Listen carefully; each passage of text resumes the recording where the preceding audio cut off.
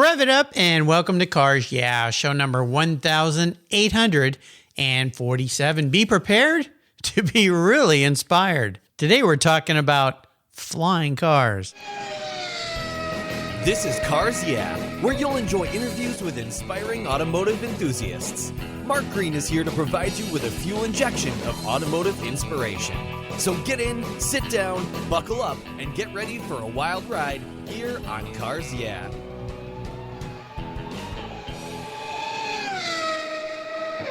Hello, inspiring automotive enthusiasts, and welcome to Cars Yeah. Today I'm in Mountain View, California, Los Altos, California, that area where a lot of people are doing a lot of cool techie stuff. This guy today is doing something completely outrageous. His name is Guy Kaplinsky. Guy, welcome to Cars Yeah.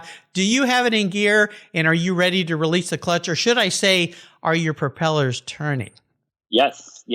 Thank you, Mark, for having me here with you on the show. Well, we're going to have some fun here. Before I give my guest here today a proper introduction and we talk a little bit more about what I'm alluding to, what's one little thing about you, Guy, that most people may not know? That I started to build flying car, and I'm car enthusiastic and not an aircraft enthusiastic. So Okay. I'm bringing the automotive, my inspiration of automotive and kind of social, want to do some social project into the world of aviation.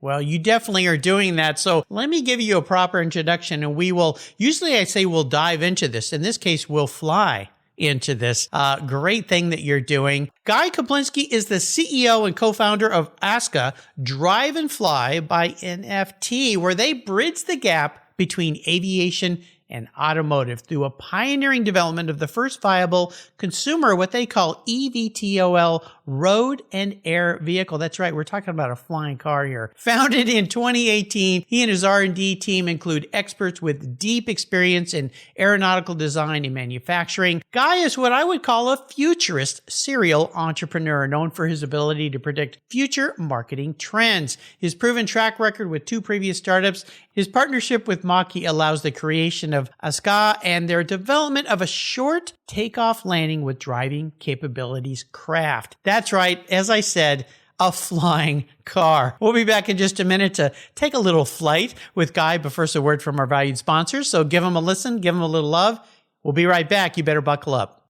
One of your vehicle's interior surfaces that gets a lot of abuse is your dashboard. The sun beats down and those damaging UV rays cause massive heat cycles, resulting in color changes and sometimes cracks. My friends at Covercraft have a great solution for you and for me. Their custom-tailored dash mats protect your dash from heat buildup while providing a stylish solution. You can choose from a variety of styles and colors, including carpet, suede mat, that's the one I have for my vehicles, Carhartt limited edition velour mats, and the Ultimat for trucks and SUVs. Another great benefit of your Covercraft dash mat is that it eliminates the harsh glare the sun produces from your dash to the inside of your windshield, which can make driving a hazard. Covercraft's Dash Mat Design Center is located in Arizona, where they know about harsh sun. I've got a special deal for you. If you use the code YEAH21, YEAH21 at covercraft.com, you'll get 10% off your Covercraft order. That's right, 10% off. Just use the code YEAH21 at checkout. Covercraft,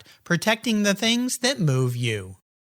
Most people don't think about their collector car insurance until their annual premium becomes due. Well, why wait and see if there are better options for your beloved rides? I didn't. Did you know if you change carriers before your policy runs out, your insurance company has to refund you the unearned portion of your policy premium? I did my homework, I shopped around, and I found American Collectors Insurance. And that's who protects my Porsche Turbo. That's right, the one I call my Orange Crush. They've been protecting collector vehicles since 1976. I encourage you to call my friends at American Collectors Insurance. Ask them about their agreed value policy. And if your collector vehicle is on your regular auto policy, you will be shocked at the savings, not to mention the assurance, should something bad happen to your ride, that you'll get what your vehicle is actually worth. Give them a call today for a quote at 866-ACI-YEAH.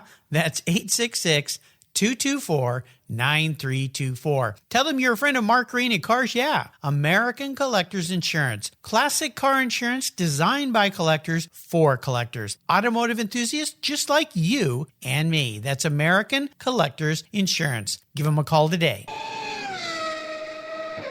All right, Guy, we are back. So let's take a deeper dive, or as I say, fly a little higher, and talk a little bit about what this is you are doing, because the idea of a flying car has been done before. And if you go back in time, it was quite a long time ago, and it was kind of silly because you'd have to drive over and probably take off at an airport. What you're doing is something very, very different. And I'll let our listeners know, if you kind of think of the idea of a drone, but full size that you could climb into, that's kind of what we're talking about here. We'll give you a link to their website so you can go see a short video. But let's talk about what you're doing, Guy. This is phenomenal. Thank you, Mark. Yes, we are building a drive and fly vehicle. It's a vertical takeoff and conventional takeoff vehicle that can drive on the road. We actually started as a social problem. I had my first company in the defense industry, and then I had my second company as an IoT, and I sold that to General Electric. And then kind of thought about, okay, what I want to do next, and want to do a project that can bring quality life to people, so influence people. And I used to live in Japan. I came here about 5 years ago. Originally, I'm from Israel and live in Japan for 6 years. And I saw how people commuting, how the country is built around the mass transportation of train. And I saw that commute there, people taking an hour to 2 hours in a train, coming to work exhausted. Quality of life is not good because of that. And I saw how that affects families, where people don't want to get married, people don't want kids, the population is reducing by 30% in the next 30 years. So there is a huge amount of fact of transportation of people. And then about 5 years ago, I came to the Bay Area, and as a foreigner that came here, I had to push a local family that grew up here and their kids to spread up all over U.S., to spread apart because they could not afford to live here. And I thought, this is wrong, because next it will be to my kids. And then I saw what happened in San Francisco, that people building smaller apartment. And that's, as in Japan, driving the population down and make family unhappy. And then all the rest of the startup that I saw around me, they're trying to condense us into rideshare or push us into a scooter, which is great on vacation, but if you have to do it every day, this is not really great. So I was kind of like thinking about, we need to build a transportation that provides quality of life, quality of ride. And those is not being talking about, in the industry about people, about transportation and automotive and aviation. So I decided about 3.5 years ago to build the ASKA. That time, everybody thought that I'm crazy. I can't imagine why. Yeah. Uber Elevate started before us about 4 years ago, and they came with the concept of air taxi. But air taxi, they need to build an airport. And then the concept of airport is like the train in Japan, that, okay, whatever you're going to build the airport, you're going to have increased cost of living. You're going to have smaller apartment. We don't... Same problems. Quality, yeah. Same problem. So I said, I don't go there. And I will build something that people can drive to their home, where we can use the existing infrastructure. So we don't need rebuild the airport. We don't need to build many new airports. We just need an helipad, 65 by 65 space to take off. Or we need existing airport where we don't have infrastructure inside the airport. We just open the gate and drive in and drive out. So you take the vehicle from your home, driving to an area where you can take off. Gate is open, you take off, and you fly. So that was one thing. The second thing, since I'm a car guy, I'm not a pilot, and I'm also afraid to fly. Oh, interesting. Yeah. Okay.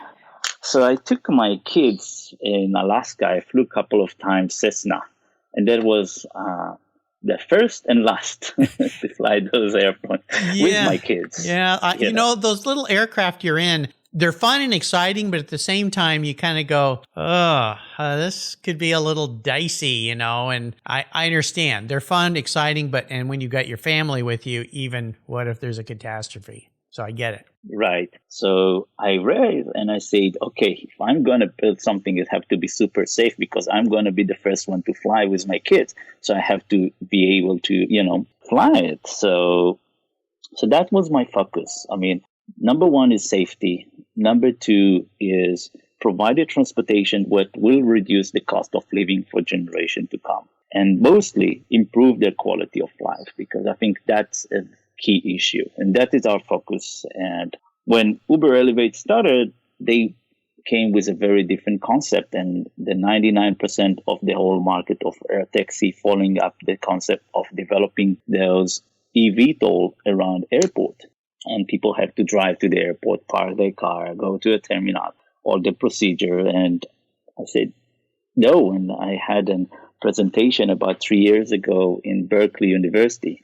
And I was presenting and I said, Uber Elevate will not fly because it will not work because there's so many airports. Everybody was so upset about me that I say that. Sure. And eventually they shut down their operation because I don't think that is the future, for the mass transportation to do that way. I think there is the drive and fly have to come up to be the majority of using either Uber as existing Uber, where a driver will come to your house and pick you up.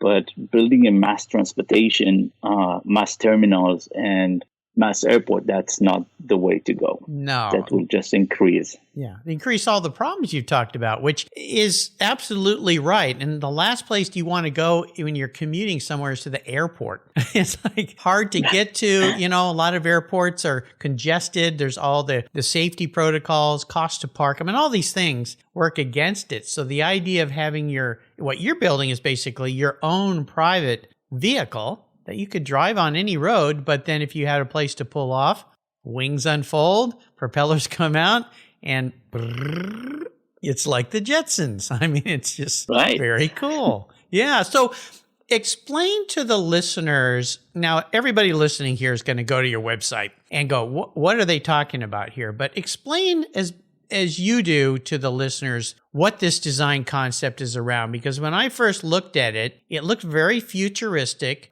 When I saw it before it unfolds, it's like it's funny you were in Japan. It's like a piece of origami to me, a beautifully folding origami. And then it unfolds and takes off. But can you explain from your words what this looks like for someone who's never seen it before? Yes. So the design was driving by safety. So that is number one. Because of that, we have a very large wing. So if in case of emergency, we can glide. So that's why we are not as a drone design, where you're basically falling from the air. And that's something because it's a consumer product or rideshare or Uber type of services on a daily use. It have to be super safe. So we have a very large wing, and then we have a very large propeller to give us the stability that we need. Because what is nice in this vehicle compared to an aircraft, that in case of emergency, if you push a button, you just hover and you stand in the air and kind of can take the time to rethink. I hadn't thought about that. If you're in an aircraft and something's going wrong, you spend all your time trying to keep that thing in the air. But the fact you could push a button and it would just turn into a helicopter, if you will, is very fascinating. And it's turning to better than helicopter, because helicopter is always moving. You cannot hover. But if you play with a drone, you know that today drone, you take your mobile, push a button, and the drone's just standing. Right. And when you have the helicopter remote controls, we had 20, 30 years ago, it was taking many, many hours to fly them. So the way the drone, the system, the flight control today is very, very advanced. So that's key issue for us. Another key issue for us that we don't follow the train. The train of all those eVTOL companies is doing 100% electric, but we are selling to the consumer, and we're going to have private pilot. So FAA require a minimum 30 minutes reserve fly. That's mandatory, and they say that this came with the blood, that people. So that's why we do our electric Our aircraft is full electric, but we have a range extender. So we have a generator that always charging the batteries. Oh, so we cool. can have the reserve time. It's a mandatory for us. Mm-hmm. So we're not just electric. Where the industry going to just electric, and they trying to convince the FAA to reduce from 30 minutes to 5 to 10 minutes reserve, which we think this is a very risky, especially for our target customer, where they're going to put their family on a daily commute. Mm. So the entire aircraft is really thinking from where I'm afraid to fly, and I'm not a brave pilot that, just want to jump to any aircraft. Yeah. It's a very different way of designing, bringing the automotive concept of safety into the aviation world. Wow. Fascinating. Do you have a target set of where you want to see this as viable? People can buy it and start using it? We have a showroom in Los Altos downtown. We open a showroom where people can come here and pre-order them. Wow. So the price is $789,000. Mm-hmm. And people deposit $5,000 in escrow account. So this is an escrow managed by a law firm. So we don't have access to the money. They can call their money back if they're not happy, 100% money back. But they get one share in the company. So they become a founder. We call it the founder club. Oh, very interesting. Yeah. And we are meeting every 3 months. So about 3 weeks ago, we have our founder club meeting, and we have a cocktail night. People get here, and then they meet our engineers. So they learn what is the aerodynamics, the stress analysis, the flight control. They see our scale model, how we're testing our vehicle. We tell them what we are doing with NASA. We are part of the NASA, the national campaign. NASA selected. We signed a 5-year space agreement with NASA. So they're learning about what NASA is doing. They're learning what the Air Force is doing. They're learning about this all new industry. So they are becoming the new ambassador for this technology. Wow. This is really cool. I love the way you've set this whole thing up. Do you see this also having some type of military application? So definitely military has a lot of application for that, because they, most of operation people moving. And right now, with this kind of vehicle, if from San Francisco to Tahoe, it's take about 5 to 8 hours driving. With this vehicle is 1 hour. Nice. Yeah. And transportation, driving economy, and also driving the military on a daily use or in a battlefield. But we are very much focusing on civil. We are in contact with the Air Force, of course, but we want to keep the price as reasonable as possible. Sure. So we are trying to build it as a civil, and then they could use that. I understand. You're a very interesting guy, because of this career path that you've had. As I said, serial entrepreneur, but somebody who's forward thinking. When you think back in your life, who has been a driving inspiration for you, a mentor for you that has helped guide you or give you the kind of insights that you have that you can do the things that you're doing? Because there's not too many people who go, oh, I think I'll start a business, much less a business that's very complicated, complex, and the different companies that you've built and now what you're doing today. Is there somebody in your past in your life that was a great driving force for you? Yeah, this is a good question, because I always look what is the highest mountain to climb. Mm-hmm. And I think, if you see like Steve Jobs, or you see every entrepreneur here, and now we see more and more entrepreneur, people, when they look outside of them, they think they have a good life. But in reality, we are challenging ourselves every day. Every day, yeah. Yeah. And even Elon Musk, which I think is a genius. And it's hard to I don't think he got a really good life, in reality. I think he's challenging himself on a daily basis. And when people look at him and think that, he got a great life, but I think in inside, we are kind of like our driver is very different. I see it as in constant turmoil to constantly innovate, create, do things. You have many people in the world that will say, let's take Elon Musk. You brought him up. I think he's a genius as well. When you look at his initial businesses, and let's pick an easy one, when he created PayPal and sold PayPal, okay? most people could go sit on a beach, relax, do whatever they want for the rest of their lives. What people's idea of retirement would be. Well, an entrepreneur, I think you're this way. I feel I'm this way. I don't put myself anywhere near the level of you and Elon Musk. However, as my wife says, I don't sit around very well. I don't like to sit and watch TV. I don't like to sit and do nothing. I even feel a bit frustrated when I take time for myself to read a book because I feel like I'm wasting my time. I should be creating something, right? So I think in essence, you're answering my question as mentors is entrepreneurs are self-driven. They have internal mentors that are constantly messing with their mentality that you've got to create, you've got to create, you've got to create. Am I explaining this right, do you think? Yeah. One of your question will be about the book. And I was kind of like reading what book I have read. I didn't read any book in the last years, because like today, I wake up 4:00 in the morning and just from some ideas, and I immediately have to go and send emails because I cannot sleep. Right. So yeah, life is very, I will not take another different life. I will keep what I'm doing because I enjoy it. But I think where my friend looking at that, I'm not sure they will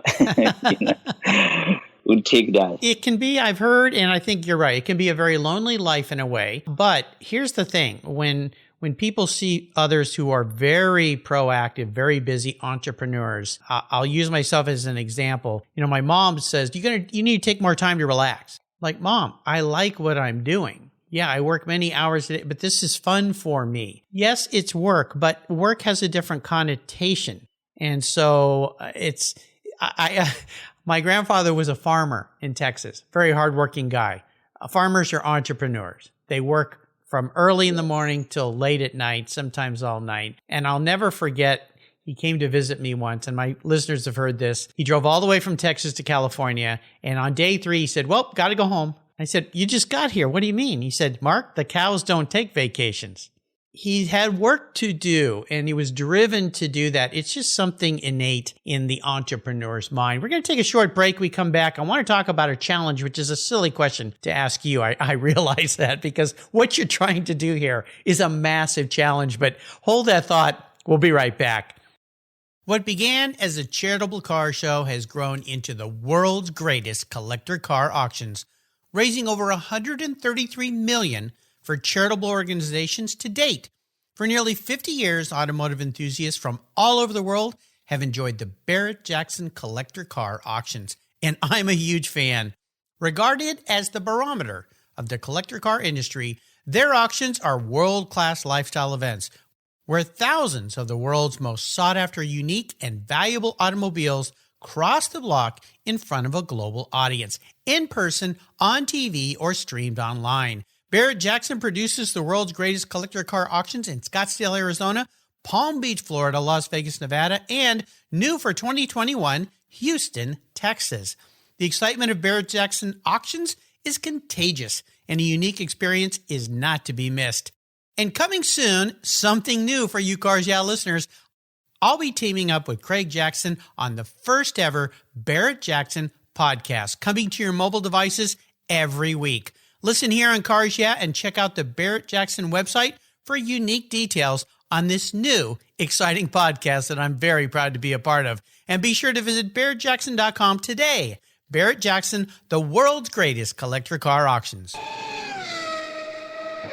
All right, so we're back. So we're going to talk about challenges. No doubt the kind of life you have chosen for yourself is fraught with challenges. I think for the entrepreneur, the challenge is the juice, the fire that keeps us ignited and going. When you think about this current project, there's so many challenges I can't begin to imagine. But let's talk about just one that you feel like you've overcome, an obstacle in creating this new vehicle. What was it, and how did that lesson learned, and even if it was a failure during the process, it doesn't matter because it just taught you something. What was that for you with this new incredible vehicle?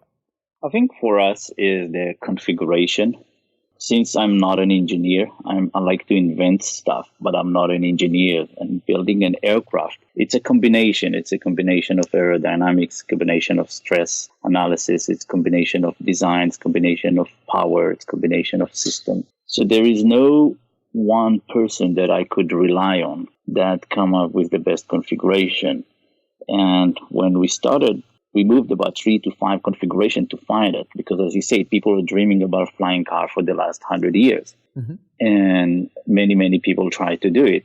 And this is very difficult to find the configuration that you could drive on the road like a normal car and then take payload. In the end, we're taking 4 or 5 people. That's what we're taking. Right. And be able to take those people and have a vertical takeoff and conventional takeoff. So what we're building is one of the most complicated vehicle, actually, because it will change people's life.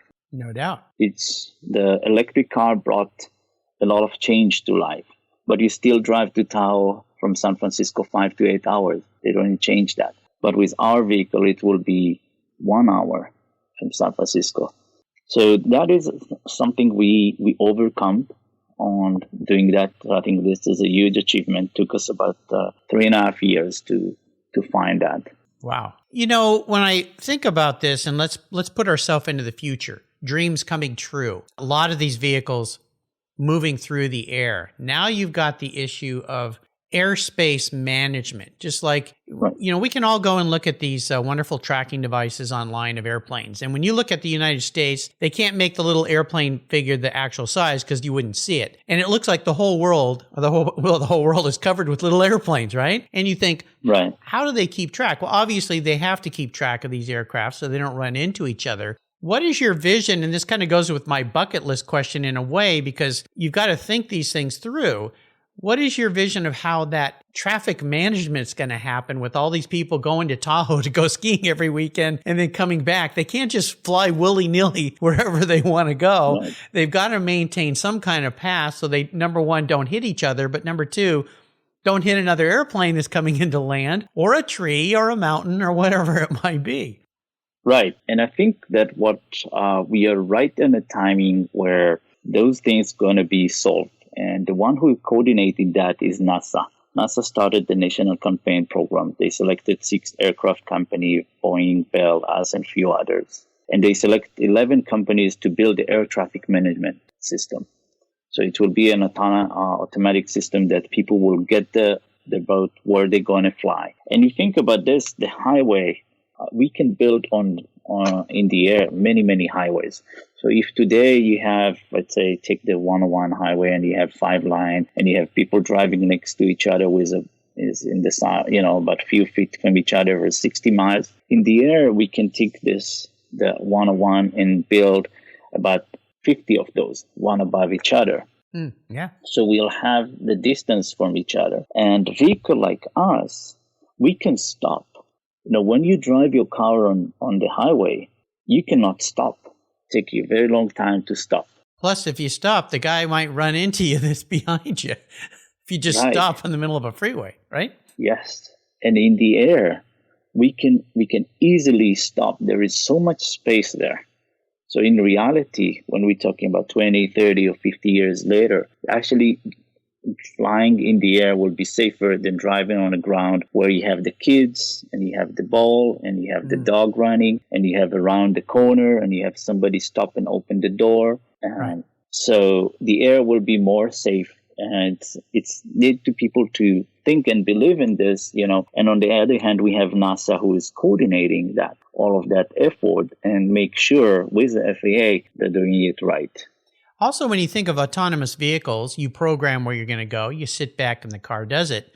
I would assume with your vehicle, we'll have the same kind of thing. So if I take off from San Francisco and say I'm going to my chateau, it's Lake Tahoe, I can just plug in, this is where I want to go, and the vehicle will take me there. I don't need to technically be flying it. Is that right? This is right and not so right. The right is those systems already exist in aircraft. So it's available for the last 20 years. You can program the aircraft that's flying from New York to LA easily. So this is go. already today. What we're predicting in the near future, in the next 10 years, it will be the same system work, is a semi-autonomous. So you go, but in case of, you can program the destination, it will take you there. But what we predict the next 10 years, and also what we want, that you as a pilot that require today 40 hours training will be able to take control in case of emergency. Mm-hmm. We don't want you to sit in a robot. Okay. You've got some control if you need it and you want it. Yes. Exactly. Yes. And that is important for us to give the people feeling to use it on a daily basis, not just, young guys who's taking adventure to sit in a robot and fly him.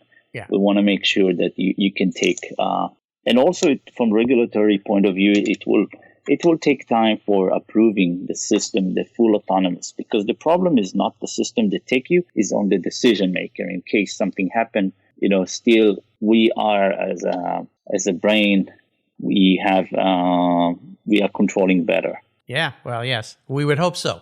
In some cases, that's true. Some cases, it maybe isn't so true. Depends on the person, I guess. Well, I want to ask you, I want to get a little bit into your mind here, because you said you're a car guy. You like cars, right? So that's a passion for yours as well. In this case, we're just going to be flying them. Is there a special vehicle in your life when you look back in your life? Obviously, this vehicle is super special, but let's take this one, park it aside for a moment, or let it hover for a little bit. Is there a special vehicle in your life when you look back, and maybe share a memory you have about that ride? Yeah, so when I was 15, it was the first time I came to America, and I was with my relative, and they let me drive their Eldorado Cadillac. An Eldorado, okay. Eldorado, huge car. And that was one of my best day of my life, because I always, since I was 10, I was just passion driving, and it was amazing. And when I came to the US about 3 years ago, I found out a dealer that is selling Eldorado 9076 Biocentini. Wow. From the dealership with he had 200 miles on it. What? People tested. Yeah. And I bought it, and I have it in my garage. You do? And I can see I can see the smile on your face. You are passionate about this car. This is very interesting, because everyone's dream, everyone's passion for a vehicle is different. That's the great thing about cars, is everybody is different, but everything is the same internally about what that means to you. So does this bring you back to that childhood time of getting to drive that for the first time? Is that why you chose this vehicle? Yes, that's exactly it. Bring my childhood, and I have it now in my garage. It's never been registered. It's a brand new. Oh my God! I only have 460 miles on it. Well, you need to drive this thing more. I enjoy sitting in this. Isn't that funny? Well, that's absolutely fantastic. And I think coming from outside of the U.S. into the U.S., what better represents the American road and the bigness of the United States as a Cadillac, right? Right. And especially a vehicle like that. You think back to 76, those Malaise era cars were big and massive, and what fun. Of course, there was the gas crisis during that time too that kind of messed things up, but that's pretty cool. Well, I want to get into your head a little bit here, because I think this is a magical place to go for you. You've got a very creative imagination. If you were manifest as a vehicle, this isn't what you want to be. This is what's going on in your head put into this vehicle. What would Guy be, but more importantly, why? Could you? Sorry, I need to cut you down. If you can kind of. This is question number 7. Yeah, and it really talks about if you were to I put the remarks and if you were to imagine, and we'll edit this out. If you were to imagine yourself as a vehicle, and the reason I say this isn't what you want to be, because all of us would love to be a sexy Italian Ferrari, right?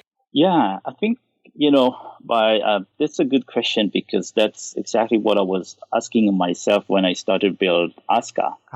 Because what I want to be. And when we put the criteria that we want to improve quality of life, so this is one. So a vehicle that take me to live in an area where cost of living is reasonable. Yeah. And then also I'm passionate about cars, so it's have to be fast.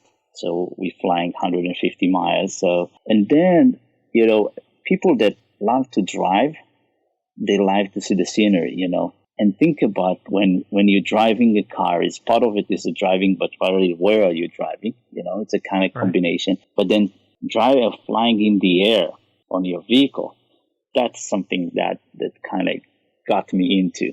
So you are the ASKA. Yes. It makes sense for you because this is something so different, so unique, and you poured a big chunk of your life into the development of this. You will continue to do that. But I tell you what I like more about your answer, Guy, is you are genuinely wanting to improve people's lives. And the things you mentioned earlier about the challenges that we are faced with, let's say, living in condensed cities and smaller units and harder to get around, or people that have to commute from where I live into the city. It's a 2-hour drive. One of the things when I started this podcast, I told myself there were two things. I didn't want to have any more employees because I worked where I had to manage all these people and I was done with that. And I didn't want to waste my life commuting anymore. So now I don't wear out my Michelins. I wear out my slippers coming down the hallway, right? And you be careful what you ask for. So you answered that very nicely, my friend. Thank you. I think that's great. I like to ask my guests how they like to give back to others, specifically in the automotive sector, but in any respect. Now, one of the ways entrepreneurs give back is they provide jobs. I hear people picking on people like Elon Musk or let's say Jeff Bezos. Now, you may not agree with either their politics or their personalities or whatever it is, but they are creating jobs, which means they're creating a tax base for the government to consume taxes. But more so than that, they're creating opportunity for people to have a job, a fulfilling life, creating things or doing things. So when you think about what you're doing at ASKA and so forth, that would be my interpretation of this question for you is how do you like to help others and give back to others? So I think my task here with ASKA is to bring America automotive back to be big. Because I think one of the challenge on the EV vehicle, it's basically the U.S. automotive lost to China. The battery is coming from China. Assembly of the vehicle in China is easier. The cost of the vehicle will be 1/3 of whatever will be manufactured in the U.S. What I'm bringing, and that's what I'm trying to convince the automotive maker in the U.S. and say, hey, you get an opportunities here because you have a lot of tradition. And the vehicle that we're building require tradition because require quality. And tradition is coming with quality. So don't lose it. Come collaborate with us, and we can bring you as an automotive maker to develop something that require more higher skill. But if you're trying to build something that, worker in China is working on the same level and it doesn't need a tradition because electric car, they don't need a tradition. It's pure, is assembly, is computer, it's just like manufacturing line. We require the tradition. We require the expertise. We require the attention. And I think that right now there still exist in the U.S. and I think we can make America big in that and make American automotive big in that if they change mind and coming into what we are doing, the drive and fly vehicles that need millions of dollars. And, that will change the path. But if they will just continue and try to compete head to head to China, I think from a consumer, we want to buy something cheap and good enough.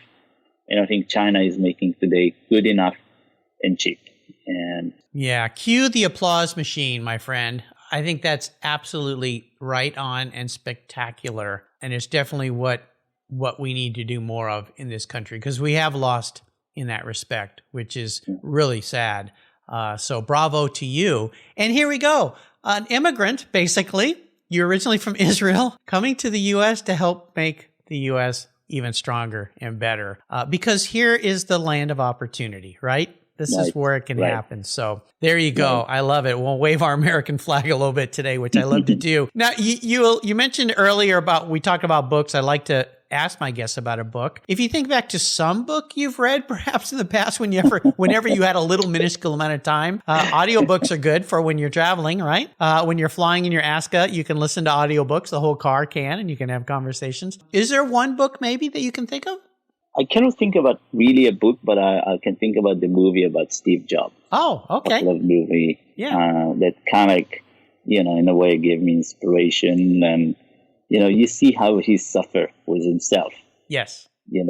Between himself and his challenging. And I think that's for me that kind of like something that give you the power to continue, that you fell and challenge and one after the other, but he's wake up in the morning and keep going. Right. You mentioned too about family and quality. Obviously, he had great challenges in that area, especially in the movie. In the book, is even better, representing with his daughter, Lisa, and the challenges and the conflicts that cause and trying to get that balance in life. But I thought the movie was great. The book is better, I'll tell you, by the way, but you can get the audio version of that. I get that. And definitely for all entrepreneurs, Steve Jobs is one of those guys that we all look up to. Again, whether you dislike or like his personality or whatever, you cannot argue that what he created and his vision, right, we're all holding in our hands today, these magical devices. Right. And our house is full of Apple products. I drank the apple juice back when the first SE came out way, way long ago, doing graphics. Definitely. One more short break. We come back. We're going to go on the ultimate flight, I'm going to call it, for you today, my friends. So sit tight. We'll be right back. I've discovered Linkage.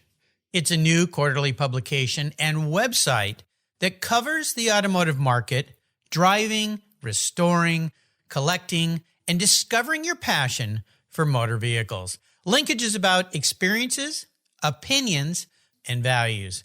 Linkage is an actual informed, reasoned opinion based on first-hand experiences. A talented Linkage team covers the automotive world, the people who share your passion and mine, smart, considered, rational, and experienced opinions, ones you can learn from and grow. That includes our passion that drives auctions and the collector car market. So come with me and join us on this journey. And be sure to use the code CARS when you subscribe, and they'll give you $10 off. Boom! Linkage, geared for the automotive life. Subscribe today at linkagemag.com. Cars Yeah is proud to support our veterans, which is why I've teamed up with our nonprofit partner, TechForce Foundation, through its Veterans at Work Military Transition Campaign. The tech shortage is very real, and our country needs skilled, qualified techs to keep our cars, trucks, airplanes, and fleets rolling. When so many vets build their skills in maintaining and servicing vehicles when deployed, TechForce helps transition those skills to jobs as professional technicians when they come home. Learn more about TechForce Foundation and its Veterans at Work Military Transition Fund at techforce.org today. All right, Guy, I think I may know the answer to this, but I'm going to ask it anyway. I asked all my guests, if I could arrange for you to magically go on the ultimate drive, you get to pick the vehicle, you get to pick who you're with, maybe where you're going, who's driving or flying. Let's talk about what your vision of the ultimate drive or flight might be for you. Yeah, so for me, it will be with my family. Love it. That's when I spend all my time as my heading. Even now with them, I'm thinking about work, so I'm trying as much as I can, Yeah. Family is the most important. Separate that, Separate sometimes, just get out the phone and just don't look on LinkedIn, don't look on your email, Right. Concentrate. So that I would do.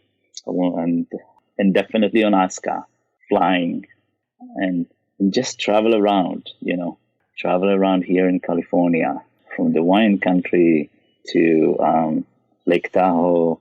So, no need more than that. You know what? I have no doubts this is something that will come true for you. I really have a good feeling about this. It's absolutely fantastic. I think I could talk to you for hours, but we're going to part ways here for now until maybe one day you can pick me up in the ASKA and we can go for a flight. Sure. That would be pretty cool. I've got a parking lot right down the street from me you could land in.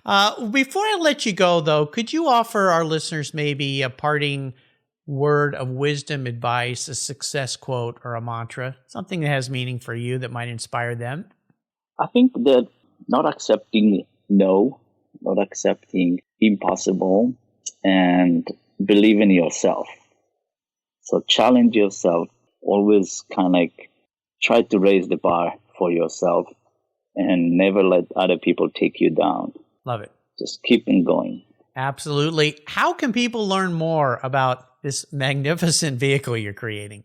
So please visit our askafly.com, our website, www.askafly.com. Please visit us, and we'd love to please register it. And if you are interested to pre-order ASKA, please pre-order. We'll be love to have you as a founder here.